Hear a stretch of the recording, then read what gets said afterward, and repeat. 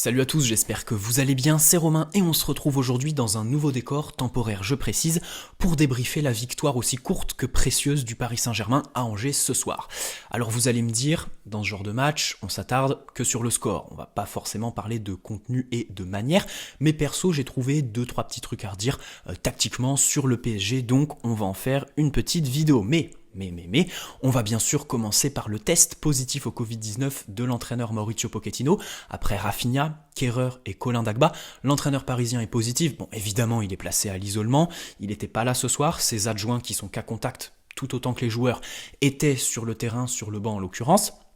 Et puis évidemment, le PSG qui va pouvoir jouir pour la première fois, pour une des rares fois cette saison, d'une semaine complète d'entraînement pour travailler la tactique en particulier, et 2, se reposer. Sans Mauricio Pochettino, qui en plus vient d'arriver, prend ses marques, aurait pu éventuellement travailler sa tactique. C'est vraiment très dommage, ce test positif qui arrive au pire des moments, disons. Mais bon, on reste le PSG, il y a une part de malchance de toute façon tout le temps avec ce club. Et puis, attention, là, j'aimerais élargir un peu plus. Vous savez tous, il a tripoté tous ses joueurs, tout son staff depuis son arrivée, et encore plus avec la célébration du Trophée des Champions mercredi soir contre Marseille. Donc perso, je pense qu'il ne faut pas exclure et il faut s'attendre à une mini-épidémie au sein du club, c'est-à-dire que le Covid risque de traîner au camp des loges un petit bout de temps. Maintenant, il faut juste espérer qu'il parte avant le match contre Barcelone. Bref, on va revenir sur le contenu ce soir. Alors, petit quiproquo au niveau de la composition, puisque le club annonçait Bakker titulaire en défense centrale avec Abdou Diallo. La LFP annonçait Marquinhos à la place de Bakker. Au final, Marquinhos était bien là avec le brassard de capitaine aux côtés d'Abdou Diallo, qui a encore fait un bon match. Voilà, Abdou Diallo, je continue. Enfin, je mène pas une propagande, mais faut insister quand même avec Abdou Diallo. Je trouve que parce que beaucoup se sont attardés sur ses erreurs individuelles contre Manchester, contre Monaco, je trouve, pas forcément qu'on le sous-cote, mais que beaucoup le font passer pour un mauvais joueur, alors que ce n'est absolument pas le cas. Voilà, c'est un bon joueur de rotation. Alors comme vous l'avez vu, le débrief contre Marseille, je m'étais attardé sur les prestations individuelles, et ce soir, j'ai envie en fait d'instaurer une sorte de diversité dans les débriefs. Vous me dites si c'est un concept qui vous plaît. Mercredi, je me suis attardé sur les joueurs, les performances individuelles. Quelques personnes m'ont dit c'est dommage que tu t'intéresses pas à l'aspect collectif. Ce soir, on va s'intéresser à la tactique. On va axer la vidéo sur la tactique avec 2-3 petites choses à redire sur ce PSG qui s'impose donc 1-0 grâce à un beau but de Layvin Kurzawa. Ça fait plaisir. Qui l'aurait pensé, qui l'aurait prédit. Bravo à Kurzawa qui marque, c'est son premier de la saison. C'est bien parce que cette saison, il aurait pu, avec la blessure, les ligaments croisés de Bernat, s'imposer. Au final, il y a eu un peu d'irrégularité physique et dans les performances qui sont bonnes, qui sont relativement solides, même si c'est pas extraordinaire.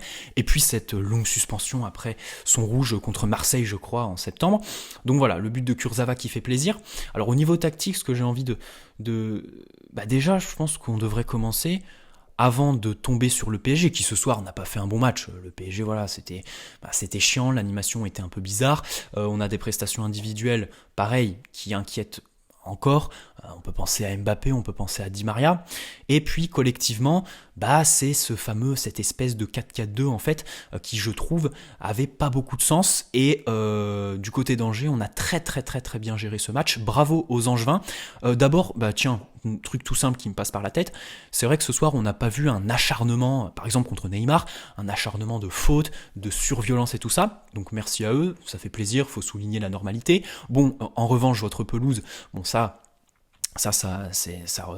c'est la responsabilité de votre jardinier, mais il faudrait un peu plus la travailler parce que les conditions ce soir, en plus avec la pluie, étaient assez catastrophiques et ça a joué sur le match évidemment, parce que les joueurs, nos artistes en fait, nos joueurs très techniques ne pouvaient pas s'exprimer correctement, et puis on l'a vu avec des passes trop longues, des passes trop courtes, des appuis tronqués, des gestes manqués, des gestes techniques manqués, donc ça a joué évidemment, mais du côté du PSG, j'aimerais revenir sur cette animation en 4-4-2 dans le sens où la technique d'Angers ce soir, là où ils ont bien joué, c'est ils étaient très solidaires défensivement, bravo à eux, et cette solidarité, je trouve qu'elle s'explique par le fait que les centraux, les faire sortir, alors ça c'est un défi pour le PSG contre chaque équipe de Ligue 1. C'est-à-dire que quand tu as Mbappé dans ton équipe déjà de base, et encore plus quand tu joues une équipe qui veut pas prendre de but, avant d'en marquer en fait, qui défend quoi, qui met le bus entre guillemets, même si ce soir c'était pas vraiment le cas.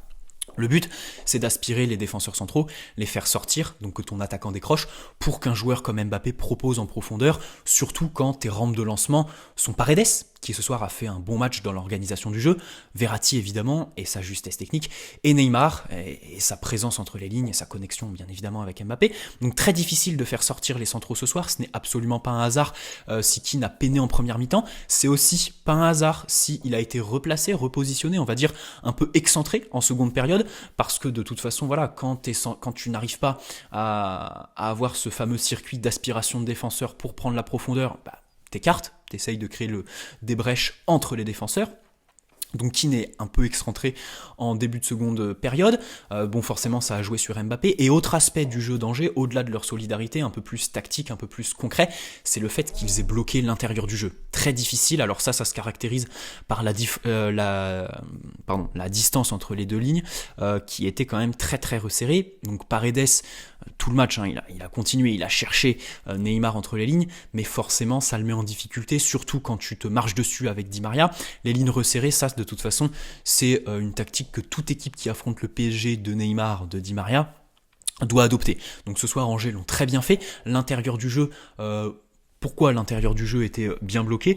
D'abord parce que il pressait, mais il se livrait pas trop. Donc c'est-à-dire que il se retrouvait pas en phase d'infériorité numérique, quasi la totalité du temps en fait. Ils se sont quasi jamais retrouvés en phase d'infériorité numérique. Et surtout, au-delà de ça, ils étaient la plupart du temps en 2 contre 1 pour défendre. Donc c'était très très difficile pour le PSG de faire progresser la balle, de trouver ces 4 attaquants qui en plus occupaient tous les 4 la même zone. Et c'est là le gros défaut du PSG ce soir. Je mouline, excusez-moi. Et c'est là le gros défaut du PSG ce soir. Angers bloque l'axe. Tu as des joueurs qui excellent entre les lignes et qui, si tu veux avoir une animation, tu dois les trouver entre les lignes. Problème, ils continuent à te proposer et tu continues à les chercher dans... Putain, j'ai un chat dans la gorge, merde. Tu continues à les chercher à l'intérieur du jeu. Alors que tu as des latéraux... Bon, Florenzi Kurzawa, c'est pas la top classe mondiale, mais on l'a vu, il y a des images, je vais pas vous les montrer avec les droits d'auteur parce que c'est des images que Canal+ diffusait pendant le match. Les latéraux jouaient trop bas et étaient trop proches des centraux. C'est-à-dire que quand tu joues contre quelqu'un qui... Enfin, c'est d'une simplicité sans égale. C'est une analyse qui est si simpliste, vraiment, et c'est ça qui fout le seum ce soir, parce que le PSG a continué, notamment en première période, et c'est pour ça que ça n'a jamais marché. À Angers, à chaque fois, ils devaient appliquer les consignes de leur entraîneur. Voilà, c'était le plan. Ils devaient rester fidèles au plan, et le PSG tombait dedans à chaque fois. Le truc... Putain, et j'en peux plus, les gars. Putain, j'en peux plus. Le problème ici, c'est donc tes latéraux. Voilà, j'étais sur les latéraux qui n'écartaient pas assez, qui proposaient pas assez devant.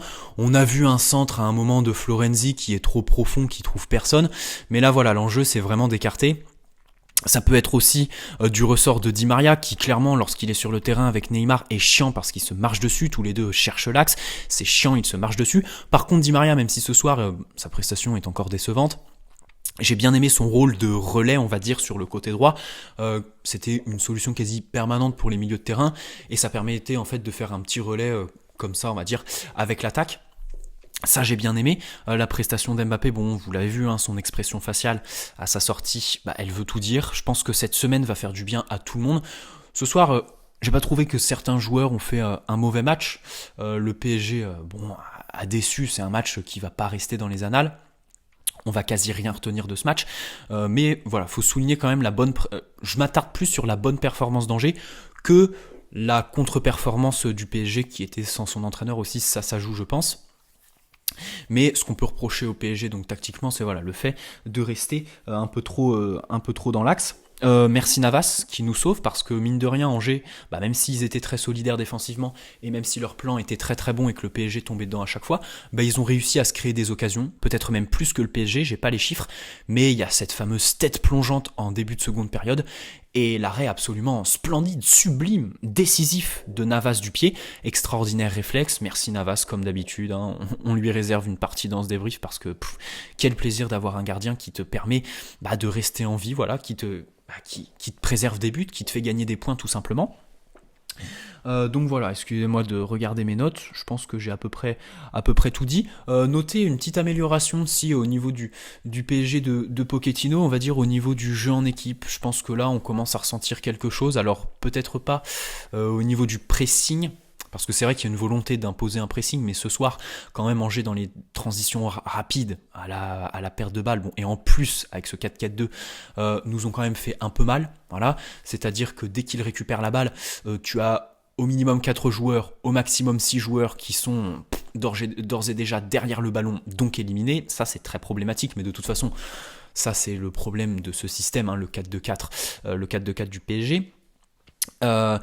Ils ont bien réussi dans les transitions offensives, et ils ont réussi à se créer des occasions. Ça fait, enfin, bravo à eux, voilà. Et puis bah écoutez, on a la victoire, on retient ça. Et puis comme je vous le disais, tactiquement, pas de mauvaise performance pour les joueurs.